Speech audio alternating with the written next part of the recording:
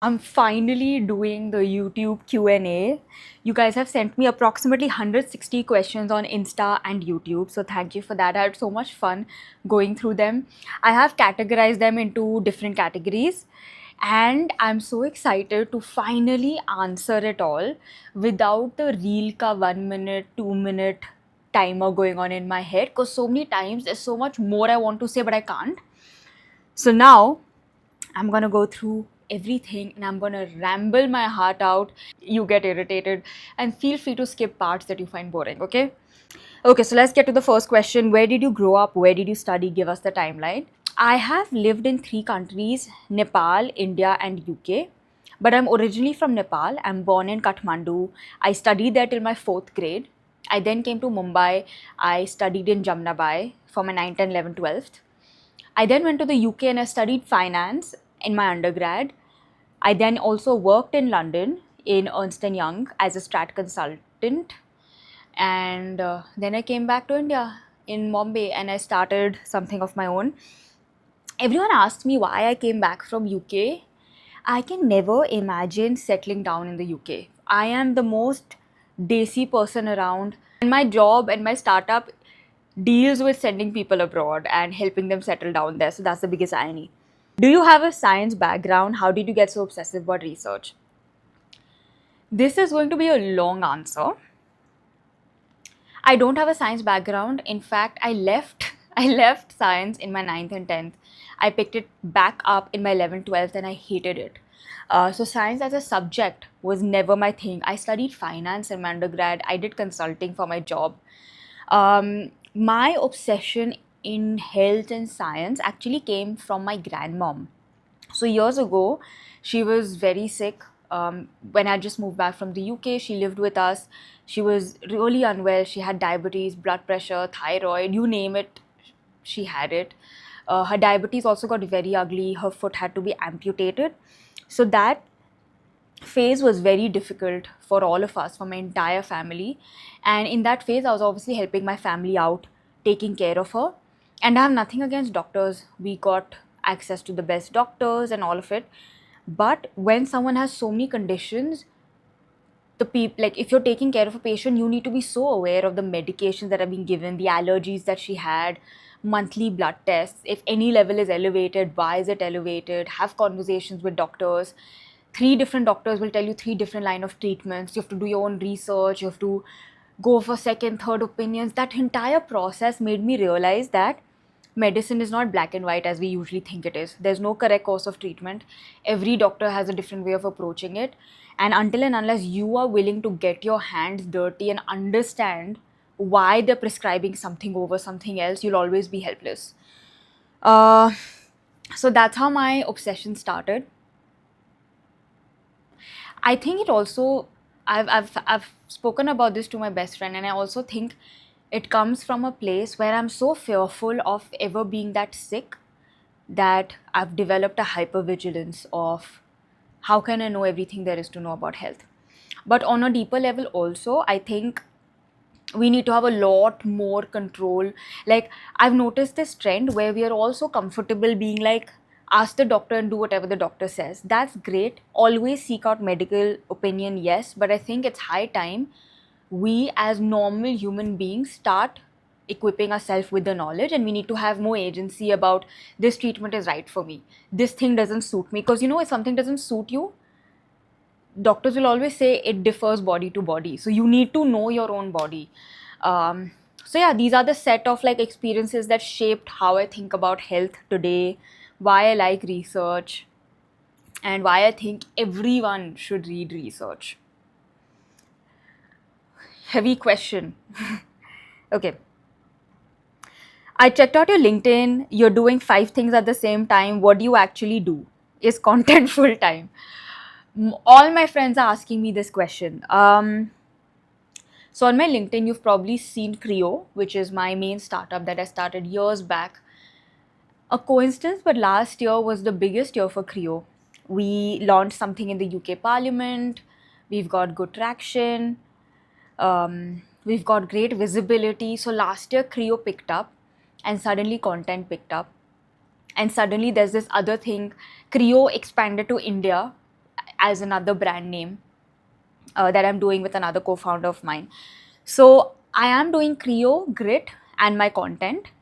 So content is not full time, and I've made a conscious decision to always keep it that way. Like, I might dedicate a lot of my time to content, but I never wanted to be my only source of income, because the moment content becomes a source of income, I've seen friends who do content and you become desperate for ideas because your survival depends on that, and I don't want that to happen. I do content because I really enjoy it and I want that to last. So content is not full time, it never will be. Although I'm enjoying content so much, it might take up a lot of my time, but it will never be my full time job in terms of, my income, I guess.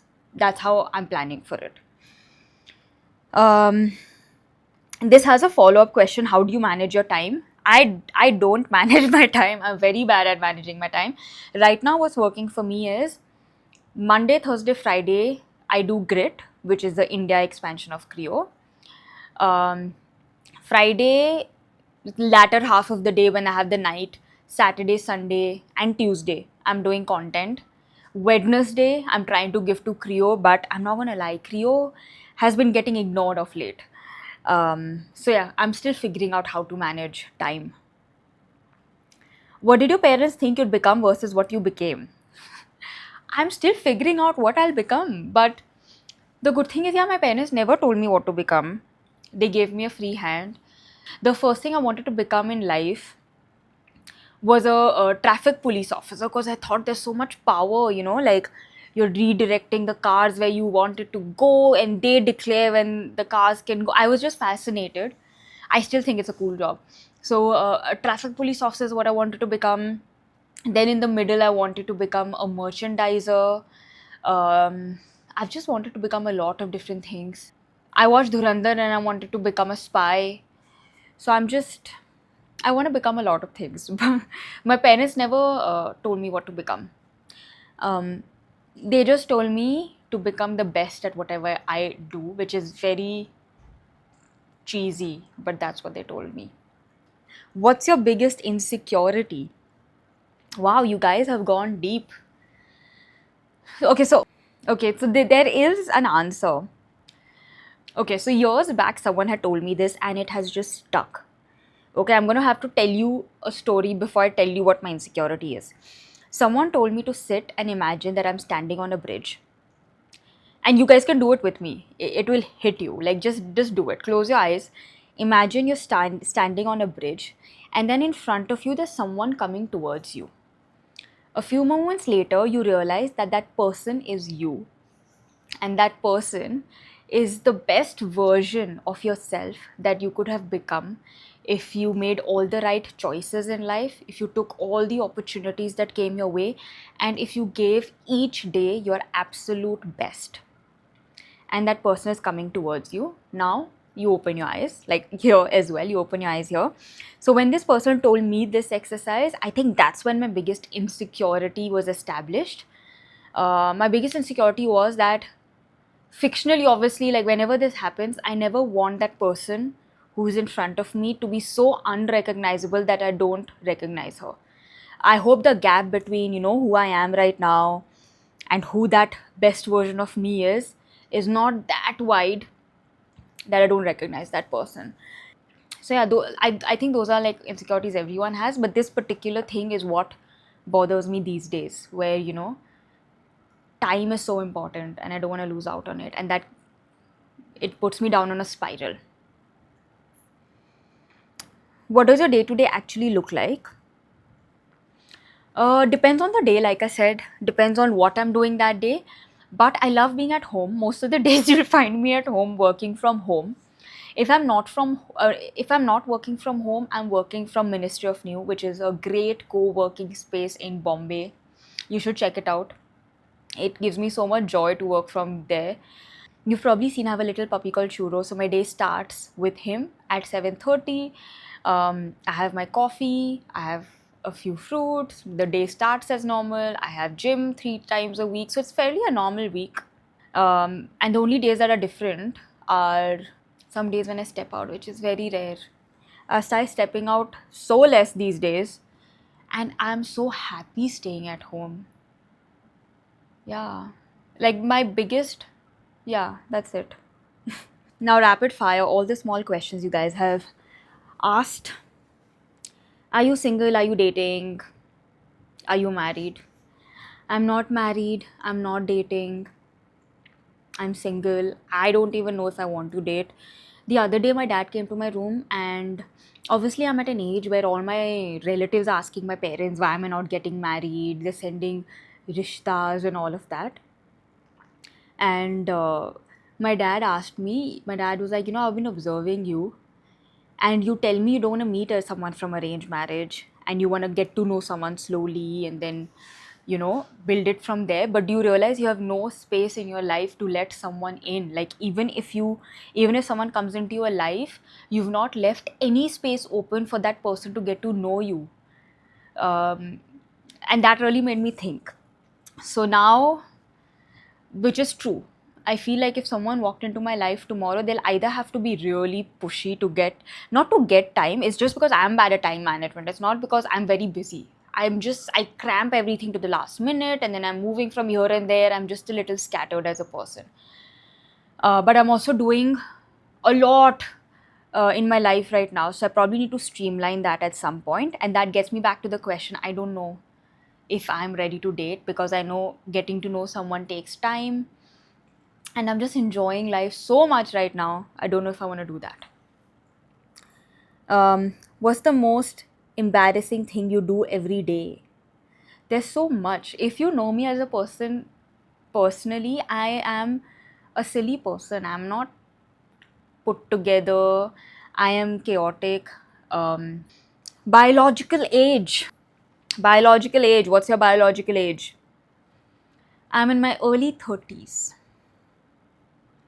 What's the last thing that made you genuinely cry? Hmm.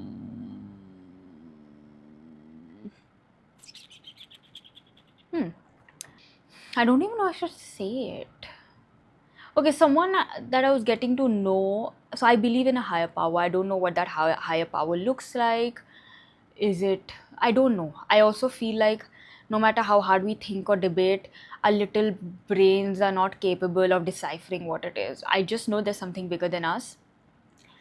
This was a hurtful cry when I told someone that I believe in a higher power and stuff, and they said only dumb people believe in a higher power, and the probability of a higher power is the same as the probability of a donkey in space or something like that. And I felt really bad because you should always leave space for someone's beliefs, right? Like, there might not be a higher power, there might be, but I think it's so atrociously arrogant of any of us humans to sit and say, I can guarantee there's nothing out there. So that made me feel very small, and it made me cry. What's something you spend money on that's slightly ridiculous? Hmm? I have spent so much money on ridiculous things for Churro. I can't. He's become like, when we do accounts, he's a cost center in my accounts, but he gives me a lot more back in love, so it's okay. Okay, now the process. Walk me through one reel. Where do you get your ideas from? How long does research take? A lot of you had asked me this. I want to talk about it in detail.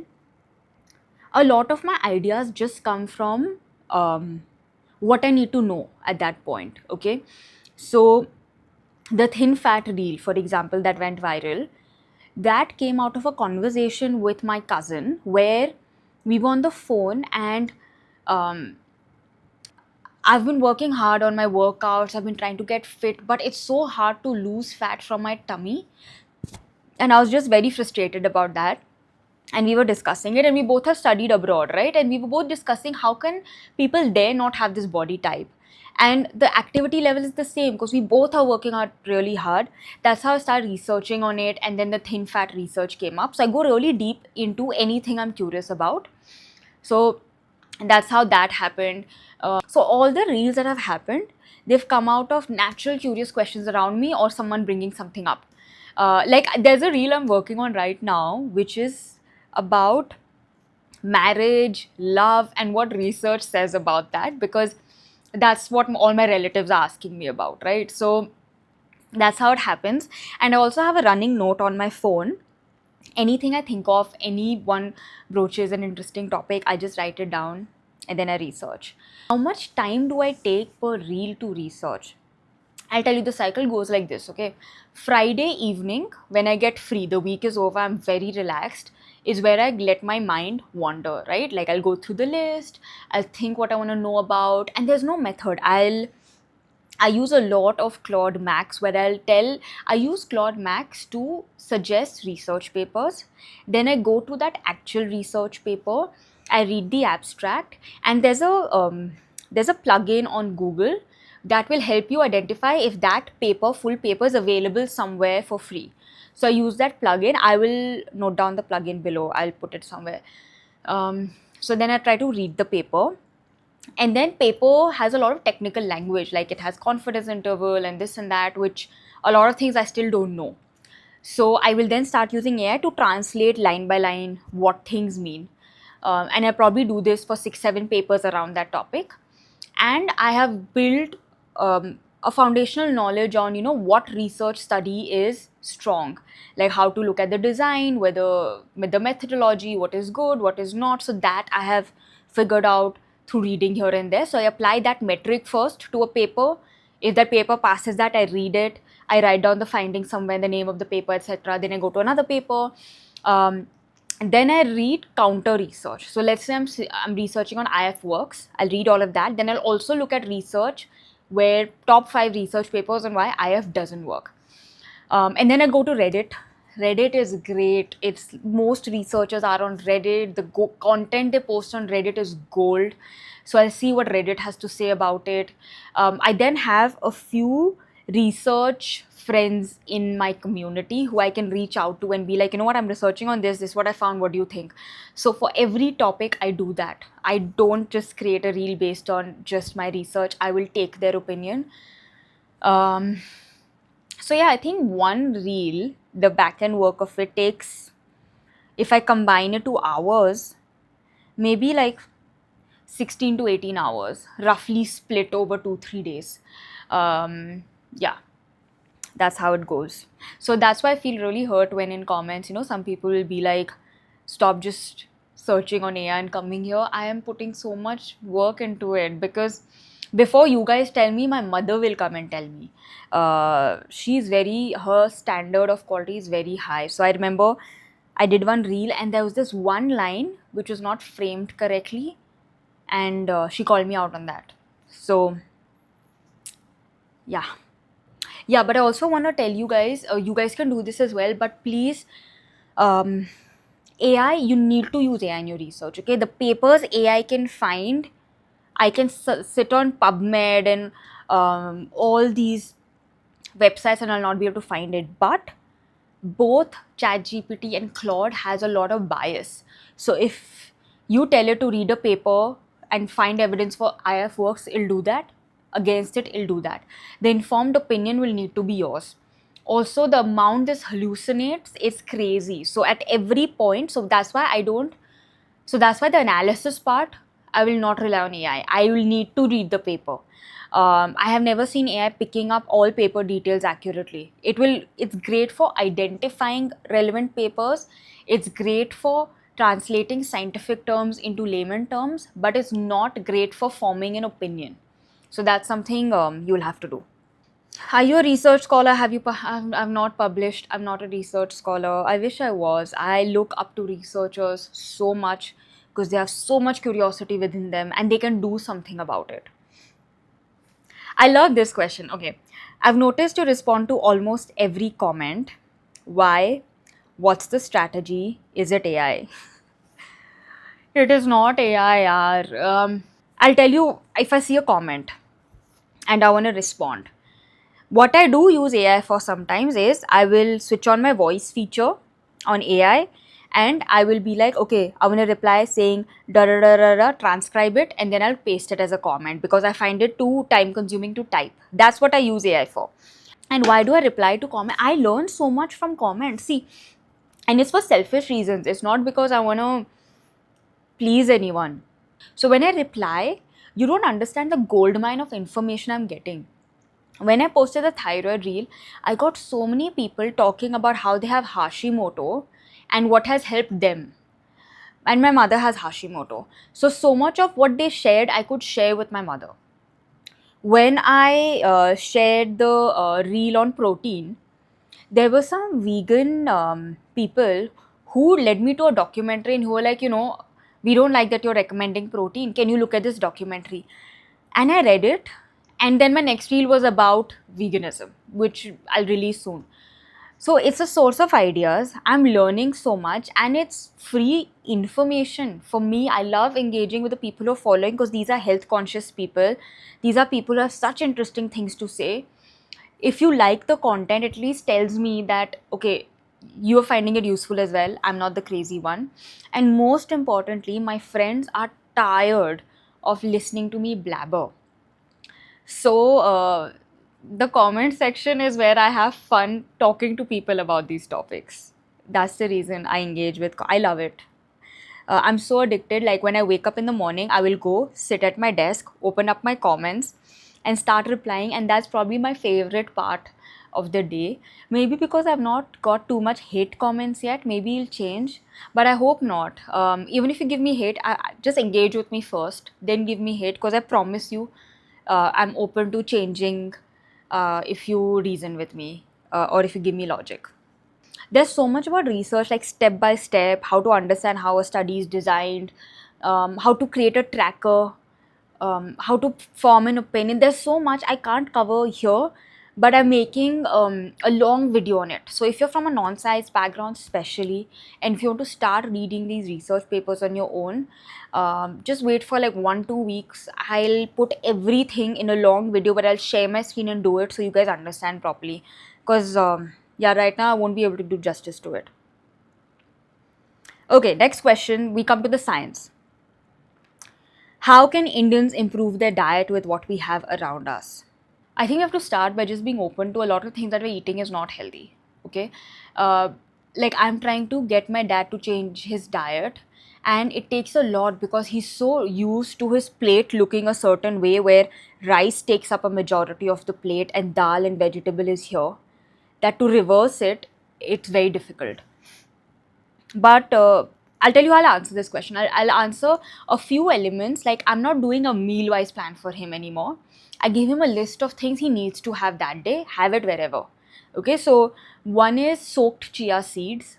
Even Dr. Mohan told me when I had met him that if you just have fiber before any meal, the sugar spike will be much lesser. So soaked chia seed is one.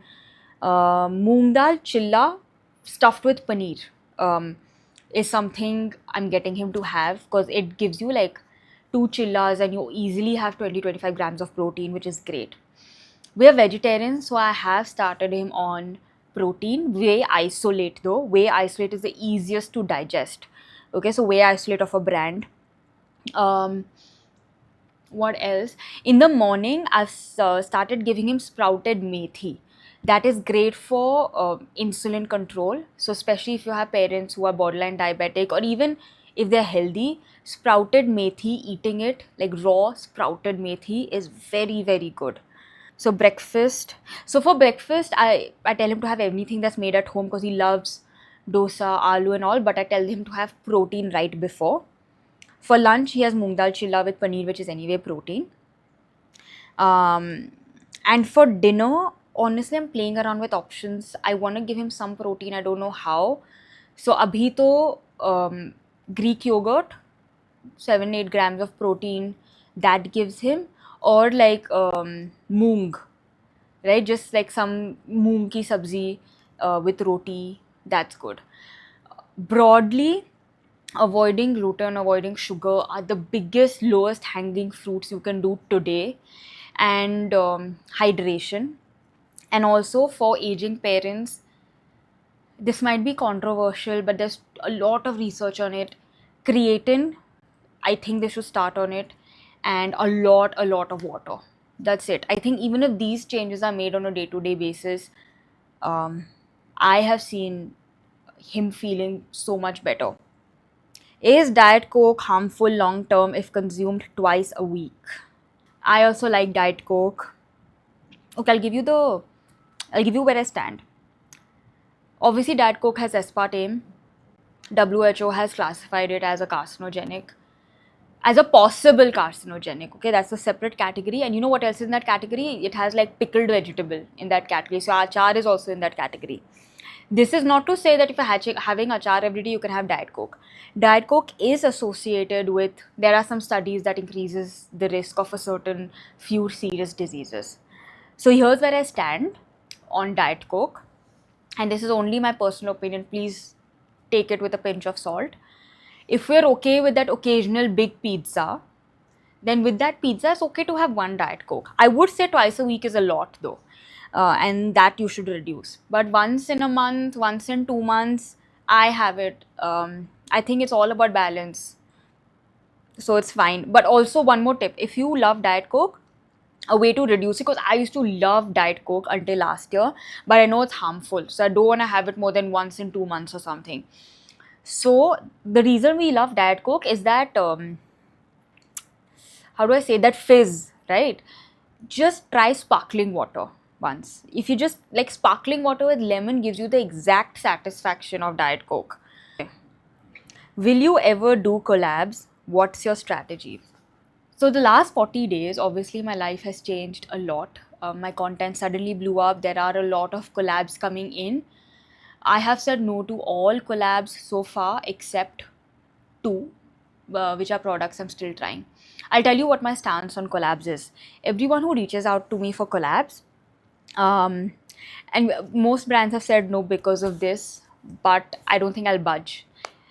I tell them that I'll try your product out for 3-4 months, and in that trial period, basically I want to do anything I want to with that product. I might send it to the lab, I might test it on myself, I might do some experiments with it. Like, it's on me how I want to compare that product to what exists in the market and what's it doing to my body. And for that testing period, they have to pay a fee, which is not refundable whether that product passes or not, because I don't want to have conflict of interest, or I don't want to be invested in whether the product passes or not. If it passes, then I would talk to them about a collab. So that is the approach I'm taking. And it is so easy to see what brands are confident in their product and what brands aren't. Like, the brand I did say yes to is a smaller brand. They were completely okay with that trial phase, and they were like, you know, they're so confident in the product that they're like, we'll send you all varieties of the product. You try for as long as you want. We'll pay the fee upfront. And when you think you want to talk about it, let us know. So those are the kind of collabs I want to do, because I want to bring those products in front of you. As I'm a consumer and I am drowning in choices, I want to have a recommendation that I can trust. So my litmus test for a collab is, after trying it out, will I recommend my parents to take this product? If it's a yes, I will do it. If it's a no, I will never do it. That's my stance on collabs. And there's one collab I'm really excited for. It's a heritage grain brand in South India. They have not marketed themselves. They've not done anything. They're just authentic grains. Their rice is the rice that existed years ago that we don't have anymore, and they have preserved it. That's their family business. So that's rice I'm trying. It's what I'm gonna be having for dinner every day for the next few weeks. Measuring my glucose spike, comparing it against normal white rice, basmati rice, and then if I feel the benefits of it, then let's say I might do the collab. So yeah, this is my attitude to collabs. I did have a very aggressive phone call also where someone was extremely rude that I said no to the collab opportunity because it was a big brand. So yeah, it's a tough space to navigate, and I think the reason I'm being able to be selective is because Insta is not my primary source of income, which is why I want to keep it this way. Um, what's something you believed strongly 2 years ago that you don't believe now? 2 years ago, I thought intelligence is one of the most valued traits in a human being. I think now I have come to realize that intelligence is overrated. Um, come across really intelligent people, but very shitty values. So intelligence as a virtue only I've come to change my mind about. There's so much, there's so many other things that defines a person. Okay. Last question. Okay, the few questions I've missed, I'll quickly do those. What's your hair color? I have tried every hair color there is. The last 10 years, my hair color has changed, and how. The color I've come to now, I'll tell you how I get to it, okay? Every time you go to a salon, if you pick a color from the book, my experience has been that it's always going to end up becoming lighter than that, which I hate. I hate the yellow, golden streaks. So when I went to the salon this time, I chose a very dark brown, much darker than what I wanted. And as expected, when he did it, like my hair was black, but like surprisingly, black looks really good on Indian faces. Like it makes your complexion look brighter, healthier. So I was very happy with that. And now that when it's fading, also it's fading to a brown that I like. So I think the trick is to always go darker and then let it fade into a very natural brown. I have seen your numbers grow in real time in the last month. What have you done differently? Um, Thank you for this. Yeah, in the last 40 days, to be precise, is when the numbers have grown the most. What have I done different? I'll tell you, I don't know if this is the best advice to give. One, I stopped listening to feedback. Okay, when I wanted to do research papers, I had asked a friend, and then my friend had told me it's not going to work. People are bored of all this content, they come to Insta for entertainment. So it used to make me like very, I want to run my script through 10 people sort of a mindset. The moment I stopped doing that, now what I do is I create the script. If I find it interesting, if I'm 100% sure that whatever I'm saying here, I have backed by hours of research and I can put my name on it. I don't ask anyone else. I go there and do it. And that has worked. So sometimes too many opinions spoil things. Okay, so for me, just doing content that I love works. I don't have any buckets. I don't have, okay, now I'm going to make a reel about a researcher. Now I'm going to make a reel about a research paper. Now I'll do some fun meme content. It's literally that Friday evening, what am I curious about is the reel that you will see the following week. What plans from here? What do you want to do? I want to, in one word, I want to translate complex things into simpler terms for everyone. I want to make sure people have knowledge to take care of their own health in whatever way I can play a role there. I am going doing podcasts. I don't like the way a lot of podcasts are done these days. It's very talk, talk, talk. What I want to do in my podcast is do, do, do.